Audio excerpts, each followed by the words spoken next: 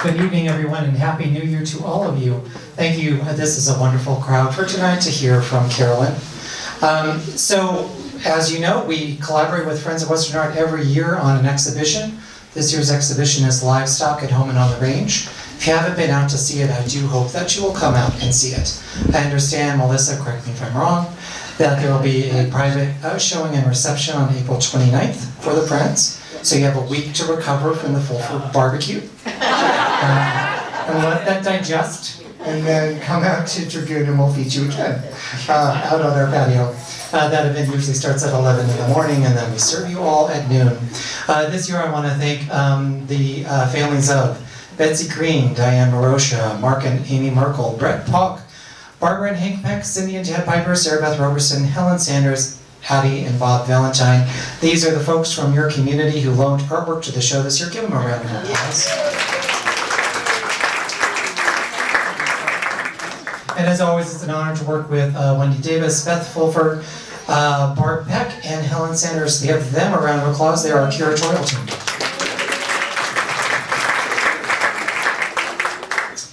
This time around we have 26 artists in the show, both from the Airman's private collection as well as FWA member private collections. A lot of them are Friends of Western Art Artist of the Year. Michael Ewing is in there, Deb Fellows is in there, Shoefly Schufeld, Phil Stark, James Reynolds, Santos Barbosa. The list goes on, John Fawcett, Don Crowley. The list goes on, if you can come out and see it. It's beautiful. It's just beautiful. Every year I wonder, will the next FWA exhibit be better than the last? And every time it is. Every single time it is. So please do come out and see it. It's going to be on exhibit through the end of May. And I do want, because I think this audience would love to go if you have the time to do so, the event that's scrolling on the screen right now. Lots of folks have talked about bringing our Native American artists and performers to Tucson who work with Amarant. And we have an event coming up on the first Sunday of February, an afternoon matinee with the Duncan family. Tony Duncan there is a 5-time world champion hoop dancer. He's been played at the Billboard Music Awards, the White House, the Tonight Show. His wife is an award-winning author. And a choreographer and a children's book author, and what they've crafted is a 2-hour performance with an intermission, and in that performance they're going to combine stories of the warriors and their societies with live music, dance, traditional dance, and modern dance. Because she's a children's book author, it's very family friendly, so if you have kids or grandkids who would be delighted by that, I hope you'll come out. You can buy tickets through the Fox box office, and tonight I also have a set of 50 tickets that only Amarant can sell to you.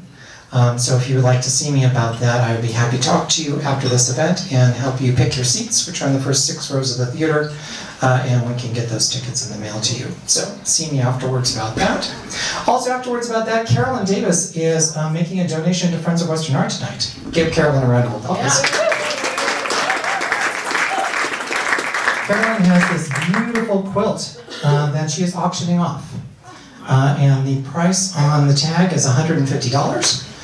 So at the end of the evening, if you would proceed up to the front, there are spaces for 10 lucky people to try their hands at winning that quilt, and we will draw your name, and then you can take that quilt home in exchange for your donation to the Friends. So thank you, Carolyn, for thinking of that.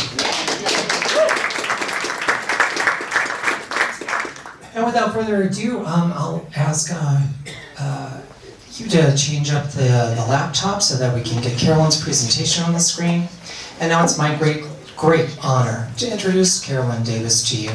Carolyn and I have known one another. My very first job after graduate school was working for a nonprofit organization, and Carolyn Davis sat on the board of that nonprofit organization. Over 20 years ago, I had the opportunity to meet her. An anthropologist, a prolific writer, a wonderful human being, generous in the community, so knowledgeable about so many topics. If you ever pick up one of her books, it will transform you. She focuses on the people and the stories and the lives that some people tend to overlook, and she shines light on them, and it is a very beautiful thing. Carolyn's someone I look up to and admire a great deal. And she has donated different things to the Airman, and she has helped us curate exhibits. And right now there's an exhibit that she helped us curate on the subject of Hopi quilts. So if you don't know, Carolyn has one of the best Hopi quilt collections on earth. That's just a factual statement. She has one of the best quilt collections on earth. She donated a significant portion of it to the International Quilt Museum at my old undergraduate alma mater, the University of Nebraska-Lincoln's International Quilt Museum. But some of the quilts, she said, they need to stay here in Arizona. And she was kind enough to put them with Amaranth. And we're very grateful for that. Thank you, Carolyn.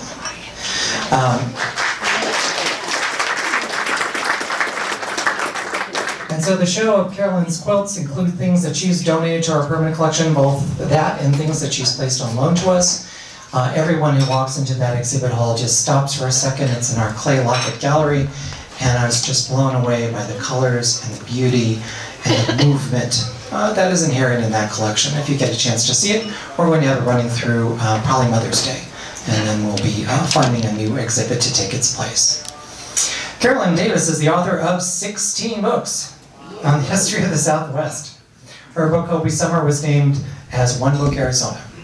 Carolyn is an inducted member of the Society of Women Geographers. She was the founding president of Old Pueblo Archaeology Center and the Tucson Quilters Guild. Davis has appeared on HGTV, PBS, and Lifetime programs, and she's curated numerous museum exhibits, including the curated exhibits of Hopi quilts at Amarin, as well as Willard Page, Artist on the Southwest Road, currently on exhibit at the Fred Harvey Museum in New Mexico. Without further ado, please give a warm round of applause and welcome to Carolyn Davis.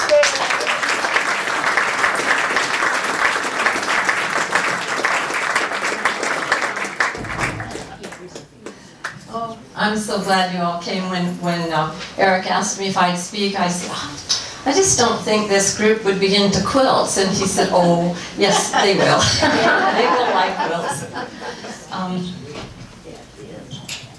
I've been going to the Hopi Mesas for 30 years, and I have had incredible experiences and met so many wonderful people. I first went to Hopi because I was researching a book about an archaeologist who worked at Harvard. But as a quilt historian, I saw quilts everywhere. All the babies are wrapped in quilts, and they're in every home, and they're spread along rooftops when people go to the Kachina dances. And when I spoke to people, I learned that Hopis are 5th and 6th generation quilters.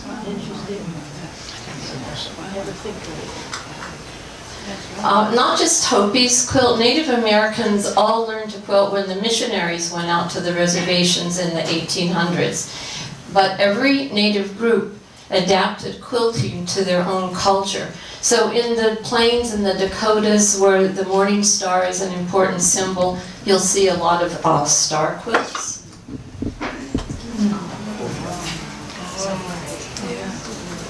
And of course, down in the Florida country, the Seminole people make not a quilt, but a patchwork by cutting strips of cloth and sewing the strips back together.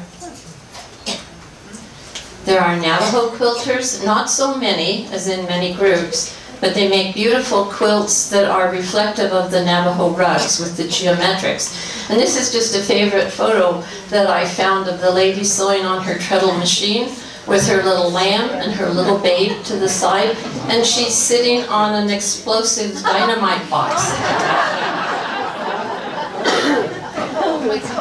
And here's a vintage photograph of some Navajo quilters, and I love this because it does have that geometric look of a Navajo rug. The Hopi Mesas are about 7 hours north of Tucson, north of Winslow, north of Holbrook. And the mesas are an extension, 3 fingers of black mesa, and they're 1st, 2nd, and 3rd mesa with distinct villages on every one of the mesas, distinct art, and also distinct dialects and ceremonies. This is probably the most iconic photo of a Hopi village. This is Walpi on 1st Mesa. People still live in the old way, no electricity, no running water, but that is their choice. That is how they want to live, traditional. And if you ever get a chance to go to Hopi, try to get a tour to walk through this incredible village. So this is a typical village today. People still live the old way. They live in the pueblos, the stone houses, and today you're going to see pickup trucks and satellite dishes on the roof. these two lovely Hopi maidens, they've got their hair in the butterfly whirl. Today you'll only see this hairstyle if you go to one of the ceremonies, and then the girls pin their hair up in these whirls. So that's in the ceremony, but in the old times that's typically how one of the girls would wear their hair. Am I doing okay, Hugh? You're doing great. Just do. Okay. The girls are wearing these black wool dresses called mantas across the shoulder, and their feet are on a turkey feather blanket. So, in the early times, the men did all the textiles. The men grew cotton that they spun and wove and made the garments and the blankets. When the Spanish came in, they brought sheep, and so they introduced wool, which was probably a more abundant source of fabric and threads. But it was the men who did all of the sewing, making the mantas, the tube dresses, the blankets, everything that they needed in their home. And the other thing that the Spanish introduced was knitting. Now in the pueblos in New Mexico, they taught the pueblo women to knit. In Hopi, they taught the men, and the men were knitting leggings. The leggings were a tribute to go down to Mexico, down in Mexico City to the mines to keep the miners warm. But the Hopis adapted that to their kachina costumes. And so you'll go to a dance today and you'll see these leggings that the men have knit, and they look like fishermen knit. They've got cables and popcorns and seed stitch. A lot of them are just knit with black wool. My friend Carolyn said that her grandfather was a big knitter. He knit leggings all the time, and he liked to do that while he was watching soap operas.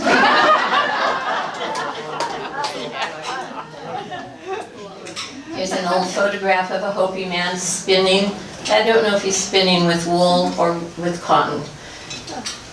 Today it's the ceremonial clothing that men are spinning and weaving and sewing for ceremony. A Hopi man is making a wedding belt. These are a wide white belt that a bride will wear for her wedding. These are Hopi maidens. This Edward Curtis photograph is just so beautiful. Everybody has seen it. And the girls are sitting on the tops of the wall, and they've got their hair in the butterfly whirls, wearing their white robes. Here's a Hopi bride. She's wearing a white robe that would have been made by the groom's family. When someone is getting married, they start gathering cotton so that they will be able to spin it and weave this robe. And this is a wedding. The weddings are incredible. Everybody comes and everyone brings things. So you see the fellow behind the bride has got a skinned sheep. And I've seen weddings that pickup trucks were lined up. They went out down to the highway, and down the highway, one pickup truck bed was full of bluebird flour sack, and the next one was full of Wonder Bread white loaves of bread. But the whole village comes and they all contribute, and then the groom's family gives it out to everybody that attended. My friend Karen Tootsie, her brother David Lalo is a weaver and a medicine man, and she was showing me the white belt he was working on for a wedding, and she also has the black traditional over-the-shoulder dress. Now she makes these dresses with black wool that she buys in Phoenix at SAS. This is her brother's loom.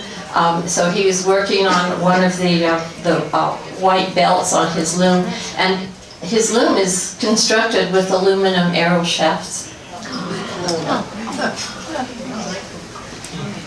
So the missionaries went out to Hopi, all sorts of religions went to Hopi, Mennonites, Presbyterians, Mormons, and they went in order to convert the Hopi people to Christianity. This was the church built at Third Mesa at Oribe. It was built by Heinrich Voth. Unfortunately, he built the church on a Kachina trail, and it was hit by lightning again and again. But his wife, Martha, kept a diary, and this wonderful photograph of Martha.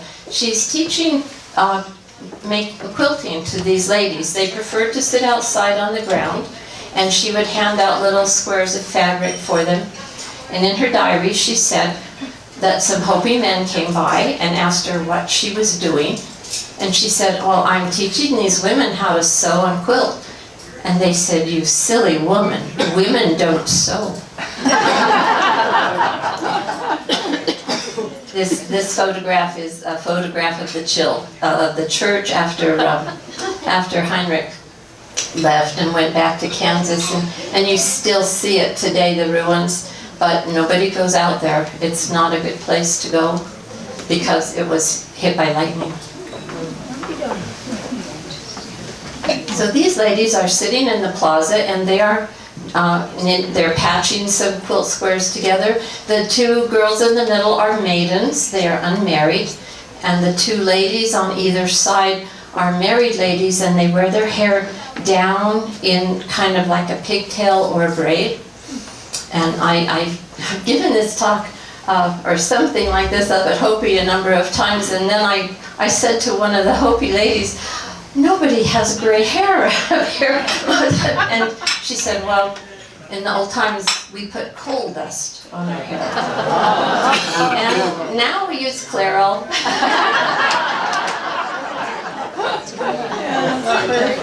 There's lots of wonderful old photographs of people making quilts. This is from the 1940s. Quilts were they were the best way to entice people to come to church. And so people would go to church, and the missionary would give them some quilt blocks, and they would sew. And one missionary lady said, the first time I did this at a sewing bee, I gave everybody all the cloth. Next week, nobody came because they had enough cloth to finish their quilt. The quilting was the most effective way that the missionaries found to have people come to church, and while they were sewing, they would read Bible stories. But most Hopis never did get baptized. Most Hopis are not Christian. They follow their traditional religion. When I give talks at Hopi, somebody in the audience always recognizes their grandma or their mom in one of the pictures. Marcia Belenko's son was at one of my talks, and he jumped up and said, that's a beautiful old photo of my mom that I've never seen. Could I have a copy? This is a fun quilt. This quilt is made of white cross blocks. There's no cloth up there. There's very few supplies. It's going to be an hour and a half to drive to Winslow to Walmart to buy cloth if you could get a ride in somebody's truck. So cloth is still in short supply up at Hopi. But Bahana ladies in churches across the Bahanas would cut up cloth and old clothes and stack it and tie it with strings. So these little squares and rectangles were called white cross blocks, and they were sent in mission barrels to all of the churches. And that is what ladies used into the, like the 1980s and 1990s. This is what they were using. They would make really wonderful patterns with these fabrics. Quilts very soon got integrated into Hopi culture, ceremony, into Hopi life.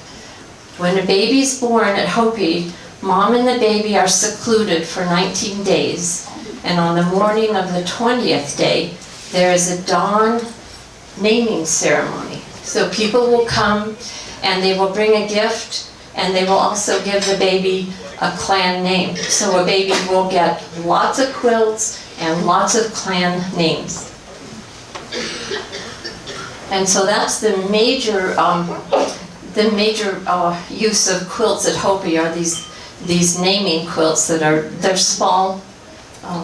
When Eric said I have the largest collection of Hopi quilts, well, it's not large that way, but a lot of quilts. Here's a typical small quilt that's got painted mud heads. These are clowns that would be given at a naming ceremony. And these are very typical scrappy quilts. And so for the naming, they have pikami, which is a pudding that's cooked overnight in an underground oven. And they also make lots of bread. You can get a 25-pound bag of bluebird flour, and they make little rolls, and they put it in these ovens. So these ovens are not decorative. They're used every single week. So then you have this feast. And then the feast consists of hair washing. So people will say, they won't say we're having a baby naming ceremony. They're going to say, we're washing the baby's hair. And they do this at dawn before the sun comes up. And she's making a soap with yucca root, and she has made a design on the floor. And also the baby or the person who is having the ceremony is rubbed everywhere with sacred white cornmeal. And then as the sun comes up, you would go out to the east to welcome Dawa, Father's son. And you're saying prayers, and you're telling Father's son, this is a new member of our community, and we want your wishes that this person will have a long and healthy life. And as they get old and bend down to the ground, they will have had a very fulfilling life and lived as a good Hopi. Janine. So a lot of the Hopis, the older Hopis I met, had gone to boarding schools. Most of the boarding schools were Keys Canyon, not so far away, and Tuba City, and Phoenix, the Phoenix Indian School.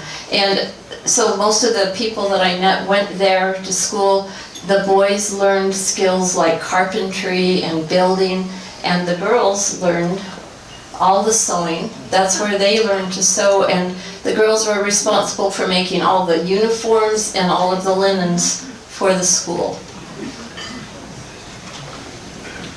So as I got interested in quilts and started meeting quilters, the Museum of Northern Arizona asked if I'd like to have a show, which we did in the mid-90s. And so I started going around to all the villages, meeting quilters, which was, I didn't realize it at the time. Hopis are very private, and they've got 1 billion anthropologists coming in, and we want to know about this ceremony and this ceremony. And I'm just talking about quilts, and so I seemed to be rather welcomed into the community. Met so many quilters. Joanna Kotskoyeva's aunt, and this is a typical quilt that her aunt made, and this has got old clothes and old pajamas, and she said, I'm making this so that I can keep my family warm. And I said, well, do you like Stearns and Foster batting, or do you like Morning Glory batting? And she said, well, I go to the mission and I get old clothes and I lay them down like this and I tie it together and I make a warm quilt. So when I started working on this exhibit, all the ladies and several men said we would love to be involved, but we want to make a nice quilt. So I went out, I reached out to quilting groups and to fabric manufacturers, and I asked for donations. And then I began going to Hopi and taking friends, quilters who would teach classes. I went up one time and Stearns and Foster had sent 2 40-yard rolls of quilt batting. And I didn't know how I was going to get it up there, so I said, well, just send it to the tribal chairman. So we went up to the chairman's office, and he said, yeah, I got these huge things that got shipped up here. And I said, well, we're ready to take them now. We're going to the communities and we're going to be doing quilting bees.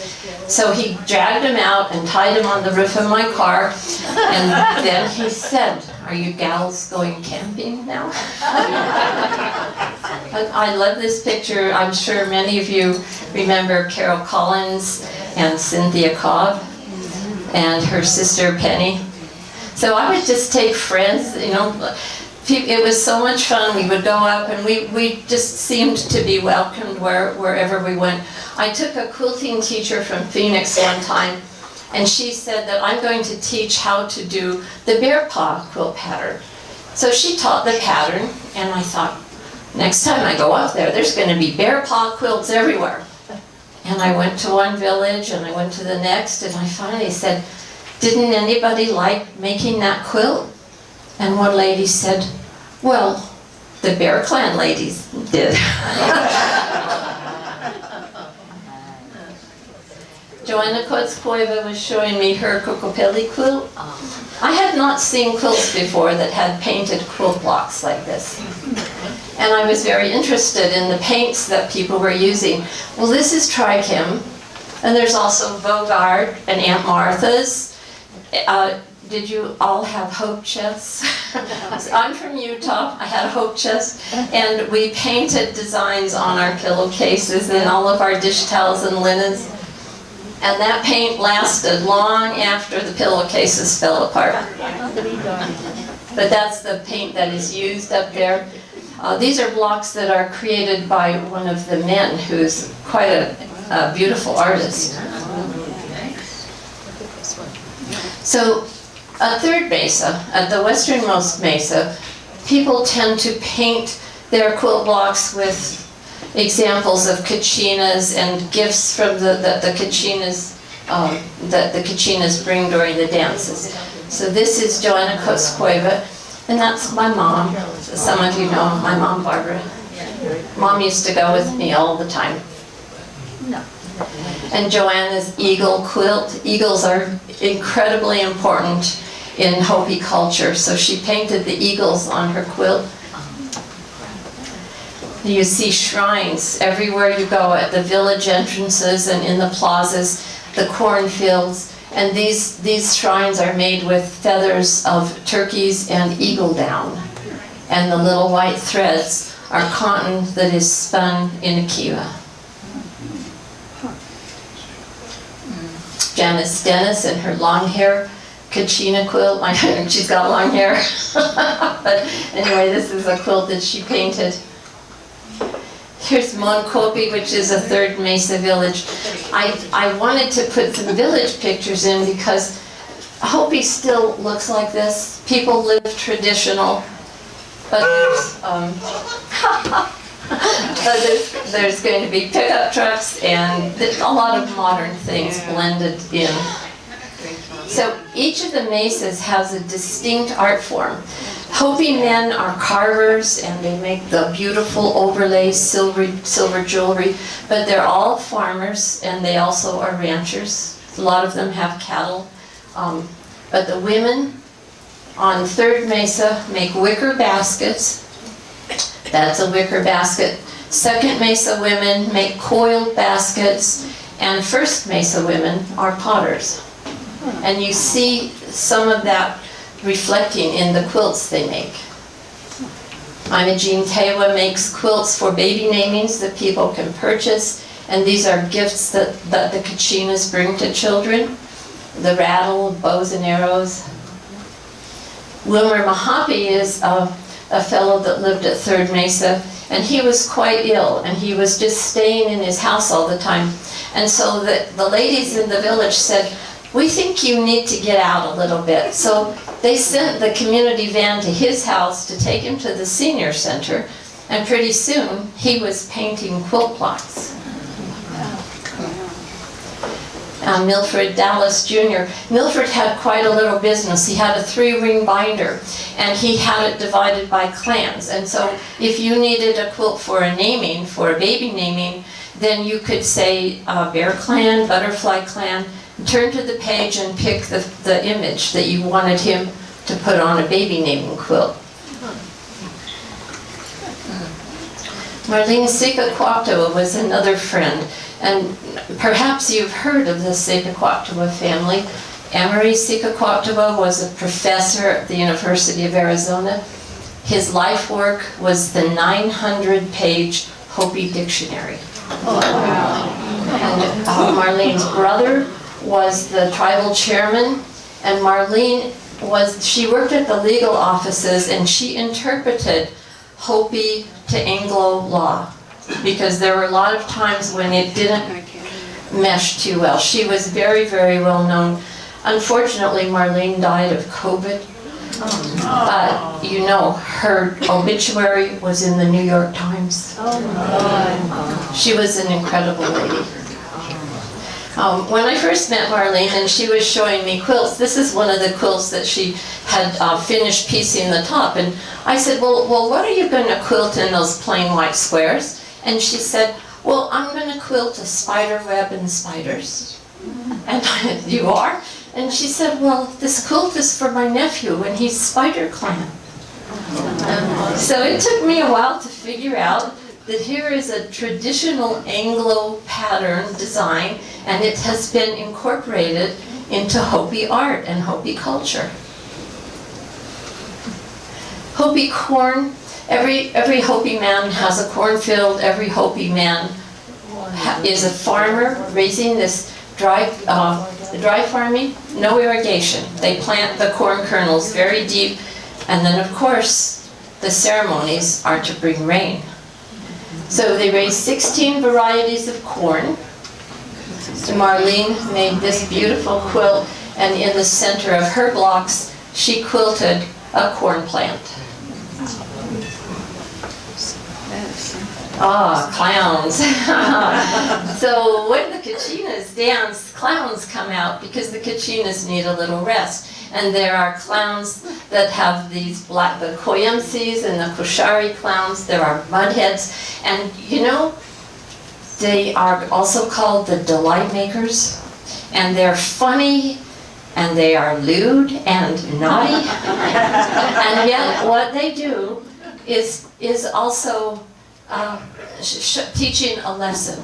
So Marlene took me very early on, she took me to a dance at Bakabi, and I was standing there and I'm just dazzled by all the Kachinas, and then the clowns came out, and the clowns grabbed a Hopi man, pulled him out of the audience and stripped off his clothes.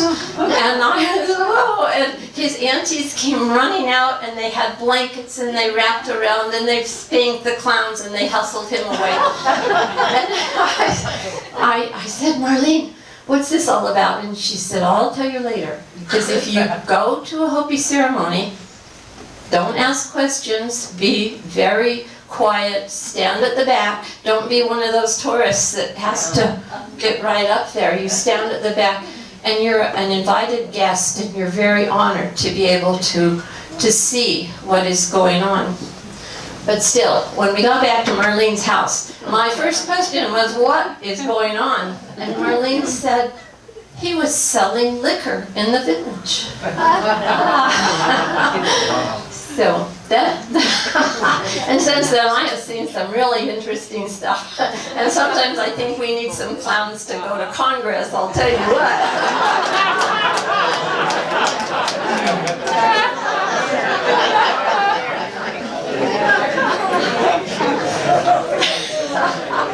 So Bonnet Mananya is a beautiful quilter, and she paints these images on her quilts. I think there is one of the quilts at the Amarand in the exhibit now, the Bonnet made.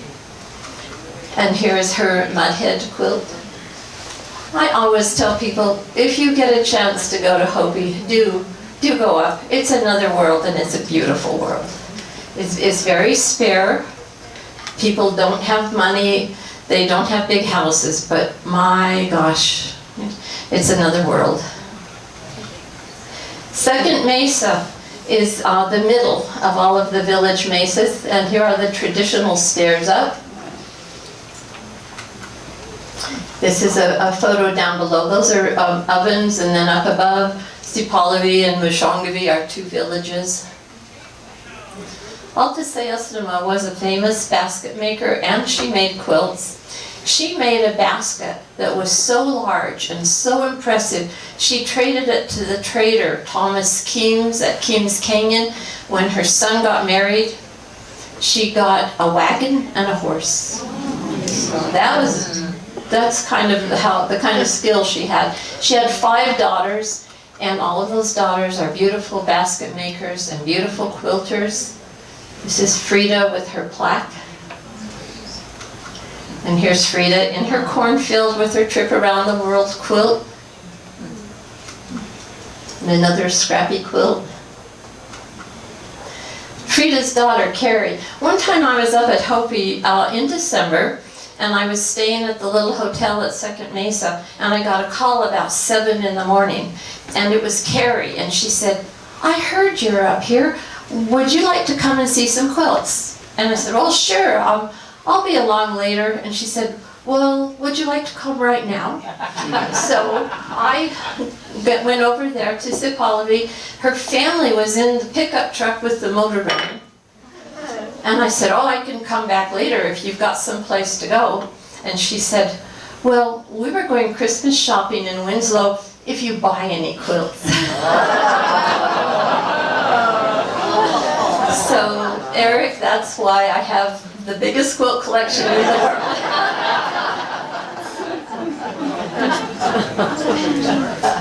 Rita was another one of the sisters, also a beautiful quilt maker. Here's a picture of Rita, and the dogs are everywhere, so we're photobombed with this dog. Here's Rita. I went up one time in the fall at harvest with Laura, and these are ears of corn that have been roasted in an underground pit, and then they're drying along her roof, and her house faces onto the plaza. In the back of her house, she had all of these old bed frames and tarps, and that's what she was using to dry her corn and the squash and the beans. Her son, Marvin Paliamtua. Marvin's a carver, but he also is a very sacred priest, a Hopi man. And I'm wearing the safety pin necklace that he gave to me that day. It's a treasure. There's Rita and Laura with the Hopi squash. People love Laura. You know, she kind of has a little teasing way. And people at Hopi just adored her. Here is Rita with one of her incredible baskets. She's named one of Arizona's living treasures. And you know, this is so interesting because you see, in a sense, kind of a poverty, but there's this incredible richness in terms of culture. And then someone like Rita has a basket at the Smithsonian, and so their arts are appreciated, and they're in museums across the country. Those colors aren't painted, They're dyed. Yeah, so they gather the yucca, and then they use RIT dye. In the old times they used more natural dye, but that's an incredible basket. Yes, Helen, use Clairol. You're going to use RIT dye. This is a picture from the back of Rita's house, and it's looking over toward Mashongaby. In a way, you know, it's a harsh life up there. It is not a comfortable life, but it's certainly the life that they choose. This is Mashongaby. Today, take away the wagons, put a pickup truck, it still looks the same. So this is John's girlfriend.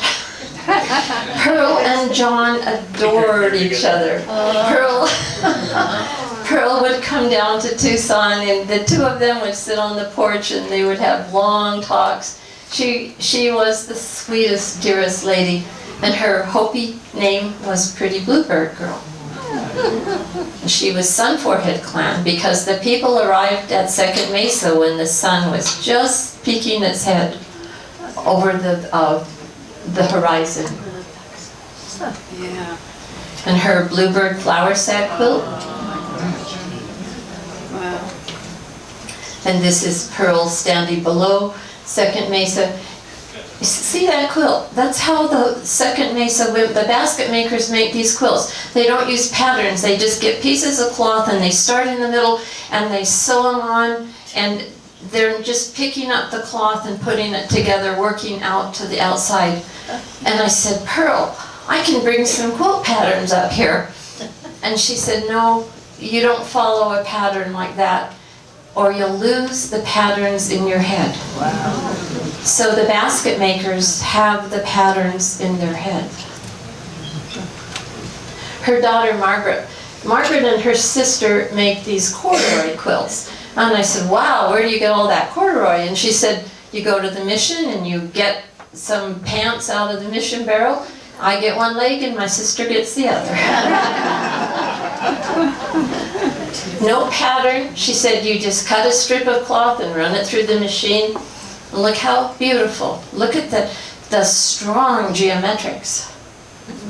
That's pretty impressive. So moving east to First Mesa. They're named this way because when the Spanish came from the New Mexico pueblos, they encountered First Mesa, Second and Third. And so they're always kind of known in that way. Here's Walpi, that beautiful village. Nampeo was a potter of Walpi, and she's known for, well, she's not here any longer.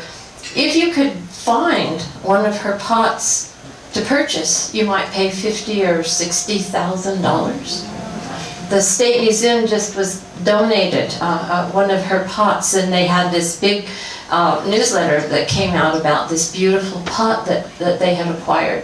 But she was an amazing woman. She also made those very simple quilts to keep her family warm. Her great-granddaughter Bonnie Nampeo, Bonnie paints the family pottery designs on her quilt blocks. So here's some of her quilts. So if you look at pottery, many people that are especially dealers, they can know what clan or what village the pottery came from, because people use their family designs, just like you would only collect your clay from a certain area that your mother and your grandmother had always used. Bonnie's an incredible artist. Her quilts are absolutely beautiful.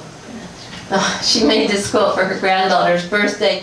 Those are little yo-yo flowers, but I just think that's a pretty lovely photo. And here's Bonnie with one of her, this is the butterfly maiden, the Palikmana. And look at, here's Barry Sapp's painting of the butterfly maidens dancing.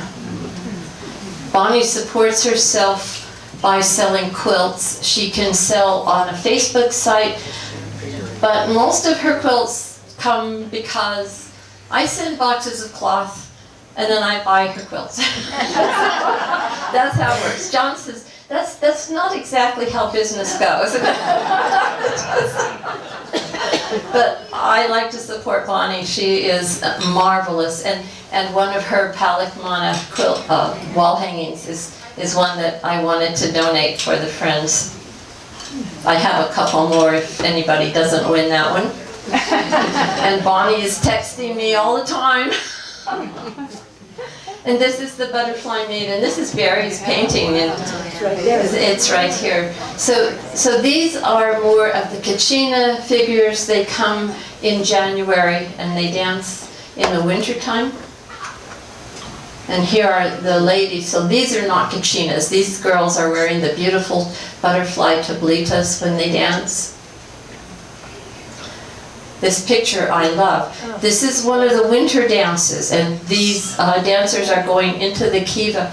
I've been to winter dances, and I have marveled at the dancers. Their arms are bare, their legs are bare, their feet are bare in the snow.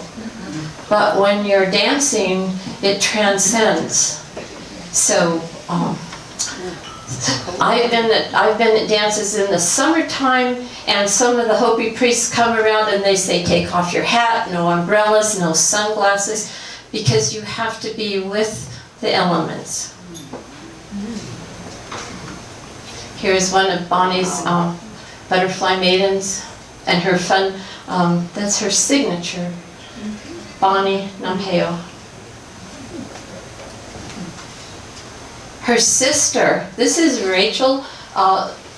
This is one of Rachel's quilts. Rachel is a master potter. She has won first prize at the Indian market in Santa Fe. Harvard University had her come back and go through all of their pottery collections. And she was able to go through and tell them all about the pottery, what the uses were, what the different designs were. And she said, I looked around and all of this group of people behind me are writing every single word I said. And she said, I was just talking about Grandma's pots. Rachel makes beautiful, beautiful quilts. These are tiles that she has painted. And these quilts on the stands are Rachel's quilts. You see, Kachina Dancer. This is a line of Kachina dancers. Do you see that? Yeah. And then she has some corn and squash. She puts a little piece of corn because she's corn clan.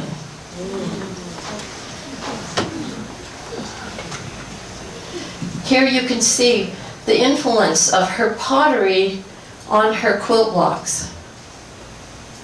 I think that blending of that traditional art of pottery into textiles, that is amazing. And she's holding a canteen, and this is a butterfly maiden. And look at her painting kit. Everything's handmade. She doesn't have, wow. Yeah, Chuck, she doesn't have $100 brushes.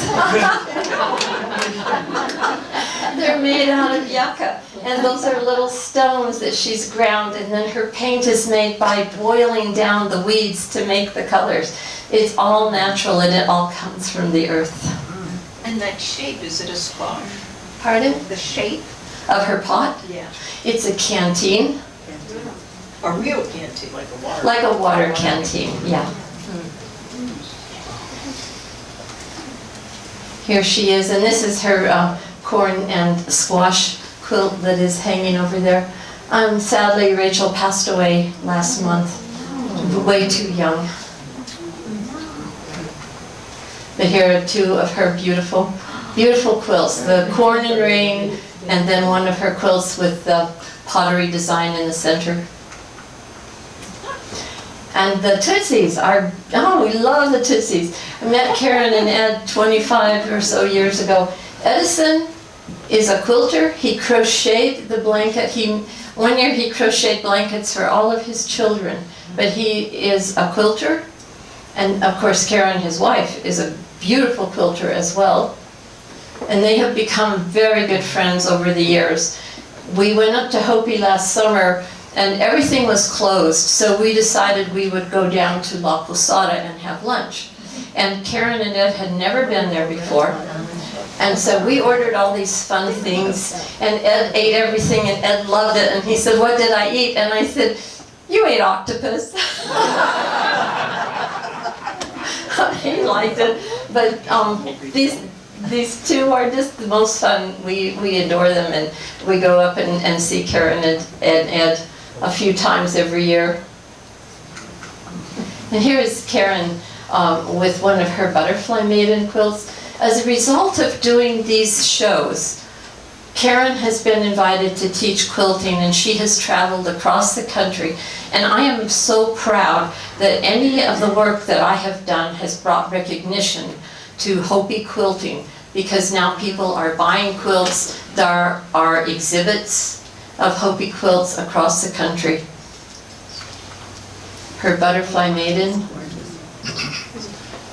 This is her snow maiden. This quilt is at the Amarand.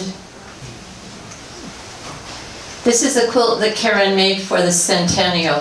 We had an exhibit of 100 quilts for 100 years for Arizona's statehood. So we selected 100 quilts, and they traveled all through the state. And this is one of the quilts that I felt really had to stay in Arizona after I donated such a huge collection to Nebraska. But this one needed to be in an Arizona museum, And I just love it that Eric likes quilts and he appreciates them, and believe me, that's wonderful. So this quilt is at the on display till springtime. So quilts are a part of Hopi life, from birth, when a baby is wrapped in a quilt and given Hopi names, and then through other life passages when someone goes away to school. When someone comes home, they will have a hair washing. If someone comes back from the military, they will wash that person's hair and get rid of all the killing and give them new names, and they will be a new person. And at the end of a life, a quilt is a shroud.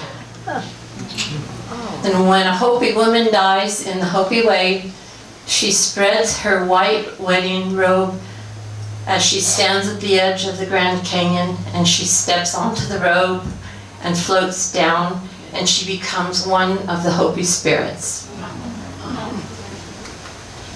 And she returns to the villages as one of the cloud people, and she brings rain to her people. Asquali. Thank you.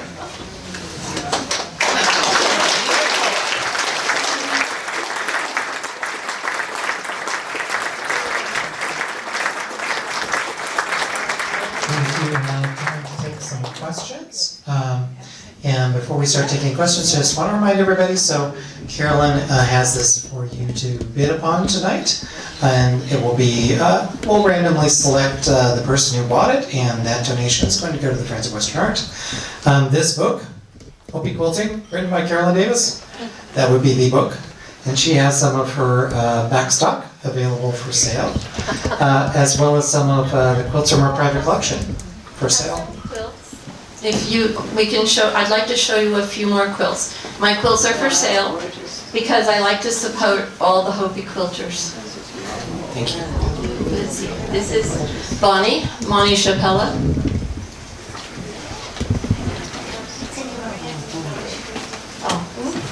Come down this way? Yeah. Thank you.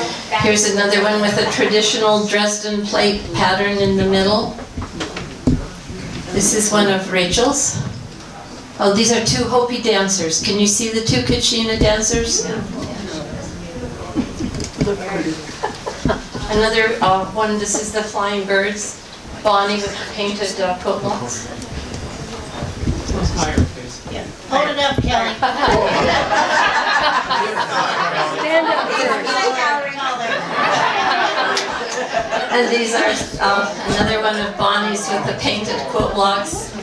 And then the Palak Maiden quilt that Eric has. Aren't they beautiful? Does anyone have questions about? Yes, ma'am. Yeah, I have a question. In some of the quilts, they have the same picture in like tiles in the quilt, maybe 6 or 8 of them. Are they stenciled or are they each one hand painted? Each one is hand painted. Like a woman would paint a pot, you just start painting. There are no patterns. They're up here.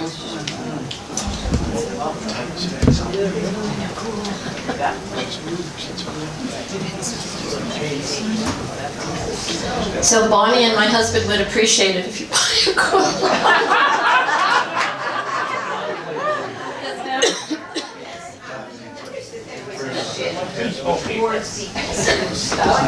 United States. There was a shift of what? That were very traditional for the eastern part of this country. That's a long time. Well, they're just traditional Anglo quilt patterns. Okay, and how did these guys get it? The Hopis? Well, they see all the quilting magazines, they can watch some of the quilt shows, so Were they doing it? before they were just making scrappy quilts So out something of, similar to that. just scrappy quilts with any kind of cloth they could sew together just to make a warm cover. Are you collecting cloth? Well, we don't tell John, but at times my garage has been completely full, and one time some people from Third Mesa came down with a van and we filled it. But yes, I take cloth to Hopi every time I go, or I ship it. There are 2 or 3 quilters that will share it in their communities, because there's no supplies. The ladies don't have money. They don't have a way to get to town, and they certainly couldn't afford to buy new cloth. So. Well, after, secretly, I'll give you a card. But I'm so glad all of you came. It's fun because this is my passion. I love the quilts and I love going to Hopi. The people are just the best people anywhere. Thank you. We've